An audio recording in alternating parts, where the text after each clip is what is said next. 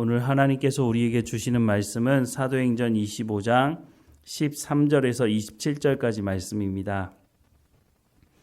사도행전 25장 13절에서 27절까지 말씀 우리 함께 읽겠습니다. 수일 후에 아그리빠 왕과 버니게가 베스도에게 문안하러 가이사랴에 와서 여러 날을 있더니 베스도가 바울의 일로 왕에게 고하여 이르되 벨릭스가 한 사람을 구려하여 두었는데 내가 예루살렘에 있을 때에 유대인의 제제사장들과 장로들이 그를 고소하여 정죄하기를 청하기에 내가 대답하되 무릇 피고가 원고들 앞에서 고소사건에 대하여 변명할 기회가 있기 전에 내주는 것은 로마 사람의 법이 아니라 하였노라. 그러므로 그들이 나와 함께 여기 오매 내가 지체하지 아니하고 이튿날 재판 자리에 앉아 명하여 그 사람을 데려왔으나 원고들이 서서 내가 짐작하던 것 같은 악행의 혐의는 하나도 제시하지 아니하고 오직 자기들의 종교와 또는 예수라 하는 이가 죽은 것을 살아 있다고 바울이 주장하는 그 일에 관한 문제로 고발하는 것뿐이라. 내가 이 일에 대하여 어떻게 심리하는지 몰라서 바울에게 묻되 예루살렘에 올라가서 이 일의 신문을 받으려느냐 한즉 바울은 황제의 판결을 받도록 자기를 지켜주기를 호소하므로 내가 그를 가이사에게 보내기까지 지켜두라 명하였노라 하니 아그리빠가 베스도에게 이르되 나도 이 사람의 말을 듣고자 하노라. 베스도가 이르되 내일 들으시리이다 하더라. 이튿날 아그리빠와 버니게가 크게 위엄을 갖추고 와서 천부장들과 시중의 높은 사람들과 함께 접견 장소에 들어오고 베스도의 명으로 바울을 데려오니 베스도가 말하되 아그리빠 왕과 여기 같이 있는 여러분이여 당신들이 보는 이 사람은 유대의 모든 무리가 크게 외치되 살려두지 못할 사람이라고 하여 예루살렘에서와 여기서도 내게 청원하였으나 내가 살피건대 죽일 죄를 범한 일이 없더이다. 그러나 그가 황제에게 상소한 고로 보내기로 결정하였나이다. 그에 대하여 황제께 확실한 사실을 아랠 것이 없으므로 신문한 후 상소할 자료가 있을까 하여 당신들 앞 특히 아그리빠 왕 당신 앞에 그를 내세웠나이다. 그 제목도 밝히지 아니하고 죄수를 보내는 것이 무리한 일인 줄 아나이다 하였더라. 아멘. 헤롯이라고 하는 사람은 에돔 사람이었습니다.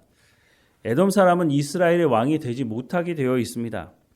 이스라엘의 왕이 되려면 개종을 하든지 아니면 유대인으로 태어나야 이스라엘 왕이 될 수 있었습니다. 그런데 예수님이 이 땅에 오셨을 때 헤롯은 이스라엘의 왕이었죠. 왜냐하면 기원전 2세기 말에 이스라엘의 하스몬 왕조라고 하는 왕조가 있었는데 그 중에 요한 히르카누스 1세라고 하는 사람이 유대를 확장하면서 에돔을 강제적으로 편입시켰습니다. 그냥 강제적으로 편입시켰을 뿐만 아니라 에돔 사람들에게 강제적으로 할례를 행하고 강제적으로 유대교로 개종을 시켰던 거죠. 그래서 시간이 지나고 나서 에돔 사람이었지만 강제로 할례를 당한 이 헤롯 대왕이라고 하죠. 이 사람이 이스라엘의 왕이 될 수가 있었던 것입니다. 이 헤롯 대왕이 기원전 40년 전에 유대인의 왕이 되는데요. 로마의 충성 맹세를 하고 이 사람이 정치를 잘했던 것으로 보이는데요. 로마의 지지를 받고 이스라엘의 왕이 되었습니다. 이 헤롯 대왕이 죽은 이후에 헤롯 대왕의 가족들이 이스라엘을 나누어 갖게 되는데요. 우리가 성경에서 이름을 보게 되는 사람들이 여럿 있는데 그 중에 한 사람이 헤롯 안티파스라고 하는 사람입니다. 이 사람은 세례 요한을 죽인 사람이죠. 헤롯 대왕의 두 번째 아들이고 갈릴리와 베레아의 분봉왕이었습니다. 예수님께서 이 헤롯 안티파스를 향해서 여우라고 칭하기도 하셨죠. 빌라도에 의해 호송되었던 예수님을 재판했던 왕이 바로 이 헤롯 안티파스였습니다.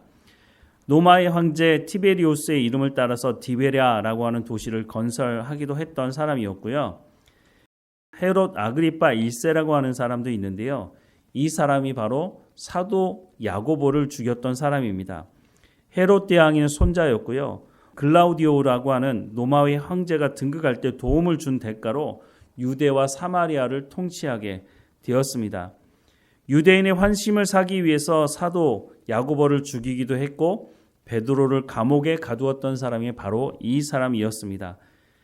이 사람이 하나님께 영광을 돌리지 않아서 하나님의 심판을 받고 죽었다라고 성경은 말씀해주고 있습니다.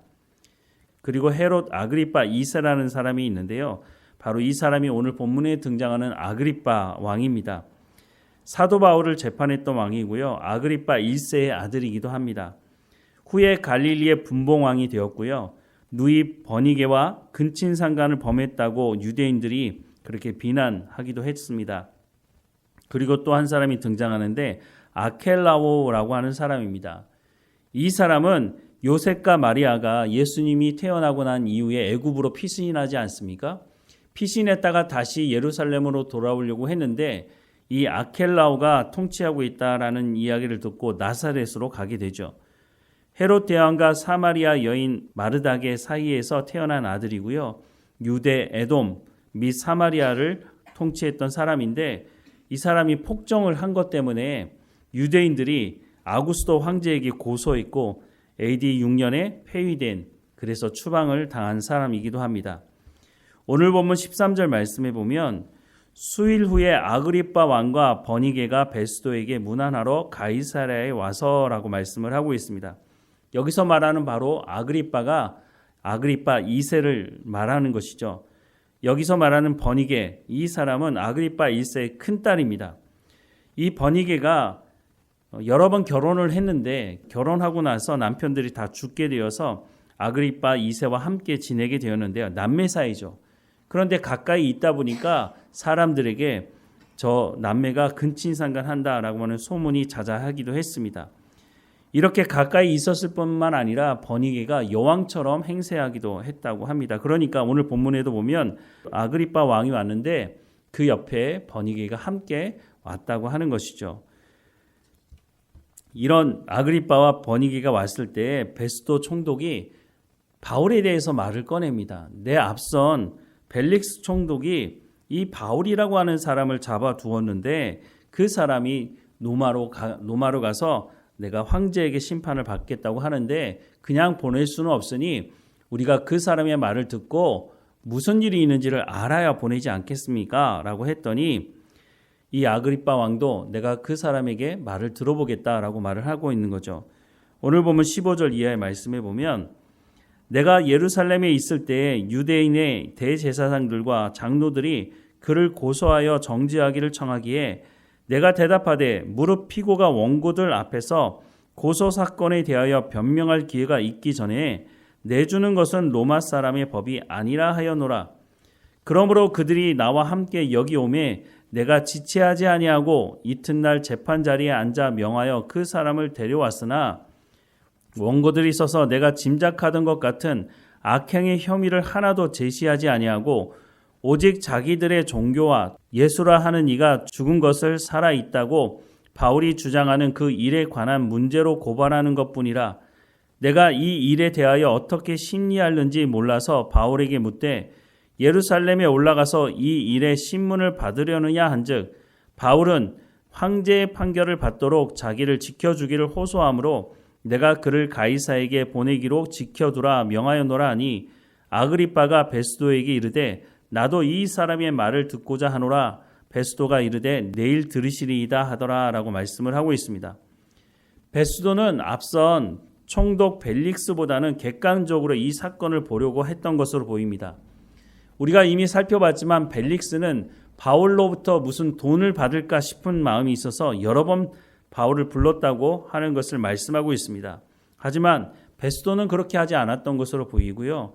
베스도는 바울을 로마로 그냥 보낼 수가 없으니까 어떤 이유가 있는지를 다시 한번 들어보려고 했다고 말씀을 하고 있습니다. 이런 모습을 보면 세상 역사의 주관자들이 바로 이런 권력을 가진 사람들에게 있는 것처럼 보여집니다. 그러나 성경은 그렇게 말씀하고 있지 않습니다. 바울을 죽이려고 했던 사람들 있었죠. 종교 권력을 가지고 있던 사람들, 이 사람들 중에 한두 사람이 바울을 죽이려고 했던 것이 아닙니다. 이런 사람들에게 권력이 있었기 때문에 바울이 붙잡힌 것 아니겠습니까? 그리고 베스도 총독도 마음만 먹는다면 바울 하나 죽이는 건 뭐 그리 큰 문제가 되겠습니까? 하지만 이렇게 주변에 바울을 죽이려고 했던 사람들이 한두 사람이 아니었지만 그 누구도 바울의 생명에 손을 댈 수 있는 사람은 아무도 없었다는 것입니다. 바로 이 모습이 하나님께서 모든 결정을 내리시는 주권자, 역사의 주관자라고 하는 것을 분명히 말씀해주고 있는 것이죠. 그리고 이런 과정 속에서 우리가 눈여겨봐야 하는 것은 바울이 여전히 복음을 전하고 있다고 하는 것입니다. 바울이 이렇게 붙잡혀 있지 않았다면 바울이 어떻게 로마의 총독이었던 베스도나 벨릭스나 또 오늘 본문에 등장하는 아그리빠 왕에게 복음을 전할 기회가 있었겠습니까? 바울이 자유롭게 돌아다닐 때는 이런 사람들을 찾아가서 복음을 전할 수 있는 기회가 없었던 거죠.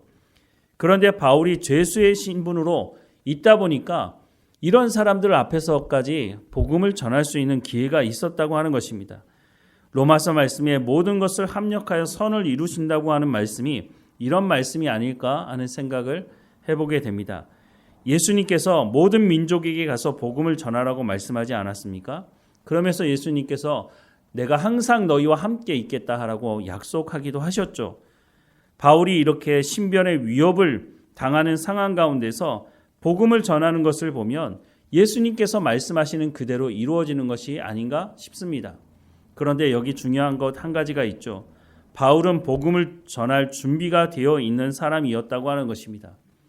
바울이 복음을 전할 준비가 되어 있다 보니 지위 고하를 막론하고 누구에게든지 복음을 전할 수 있게 되었다고 하는 것입니다. 하나님께서 바울에게 왕의 신분을 가지고 있는 사람, 또 총독의 신분을 가지고 있는 사람 앞에서도 복음을 전할 수 있는 기회를 주시고 있다고 하는 것입니다. 그런데 바울이 복음을 전할 준비가 되어 있지 않다면 아무리 이 사람들 앞에 서 있다 할지라도 무슨 말을 전할 수 있었겠습니까? 오늘 우리도 마찬가지입니다. 우리가 복음이 무엇인지를 제대로 알고 있을 때에 누구 앞에서든지 우리가 복음을 전할 수 있게 되는 것이죠. 하나님께서 이미 성경에 복음이 무엇인지에 대해서 기록하고 있고 특별히 바울은 로마서를 통해서 복음이 무엇인지를 기록하고 있지 않습니까? 그러니 우리가 로마서를 읽고 로마서를 통해서 복음이 무엇인지를 제대로 알고 있을 때에 우리가 누구에게든지 복음을 전할 수 있게 되겠죠. 주일 오후에 로마서 알아가기라고 하는 시간을 갖고 있는 중입니다. 주일 오후에 로마서 알아가기를 말씀을 전하면서 로마서를 통해 말씀하는 복음이 무엇인지를 듣고 있는데요. 그것을 제가 편집해서 유튜브에 잘 올려놨습니다. 여러분의 언어로 여러분이 말할 수 있는 것으로 여러분 걸로 삼아서 복음을 전할 수 있도록 여러분 잘 훈련하는 시간이 되었으면 좋겠다는 생각을 합니다. 물론 예수님께서 그런 말씀을 하셨죠. 우리가 그런 상황 가운데 있을 때 성령께서 우리에게 할 말을 붙여주실 것을 말씀하고 있지만 그것도 우리가 잘 준비되어 있을 때 잘 전달할 수 있지 않을까 하는 생각을 합니다. 하나님의 말씀을 전할 준비가 되어 있는 사람들을 통해서 하나님은 복음을 더 많은 사람들에게 듣게 하실 것입니다. 바로 오늘 우리에게 하나님께서 하시는 말씀이죠. 우리가 성경을 통해서 하나님의 말씀이 무엇인지 제대로 깨닫고 우리가 삶으로 살아내고 복음이 무엇인지 말씀하고 있는 성경 말씀을 통해서 우리가 잘 훈련되어서 복음을 잘 증거하는 우리의 삶이 되어야 할 것입니다. 어느 곳에 있든지 누구를 만나든지 바울이 그 상대가 누구이든지 관계없이 복음을 전했던 것처럼 오늘 우리도 그와 같은 삶을 살아가기를 주님의 이름으로 축원합니다. 기도하겠습니다. 사랑하는 하나님, 하나님의 말씀을 깨달아 알 수 있도록 오늘도 우리 가운데 성령의 충만함을 허락해 주옵소서. 로마서 말씀을 통해서 복음이 무엇인지를 말씀하고 있으니 이 로마서 말씀이 우리 마음속에 깊이 새겨지게 하시고 이 로마서 말씀을 통해서 우리가 복음을 잘 증거하는 삶이 될 수 있도록 하나님 인도해 주옵소서. 말씀을 가르치는 제 가운데도 성령의 충만함으로 이 말씀을 잘 전달할 수 있도록 인도해 주시고 말씀을 듣는 모든 성도들 가운데도 말씀을 잘 깨닫고 자기의 언어로 또한 하나님의 말씀, 복음을 증거할 수 있도록 하나님 은혜를 허락해 주옵소서. 무엇보다 우리의 삶을 통해서 성령의 열매가 맺어지게 하시고 우리가 입으로만 복음을 증거하는 것이 아니라 우리의 삶을 통해서 증거하는 우리의 열매가 있도록 은혜를 허락해 주옵소서. 늘 우리가 주님 앞에 깨어있게 하시고 주님과 동행하는 삶이 되게 하옵소서. 늘 우리의 문제를 다스려 주시고 하나님 앞에 깨어있어서 우리는 먼저 주님의 나라와 주님의 의를 구하며 사는 우리의 삶이 될 수 있도록 인도해 주옵소서. 늘 우리와 함께 하시는 하나님 감사하고 예수님의 이름으로 기도드립니다. 아멘.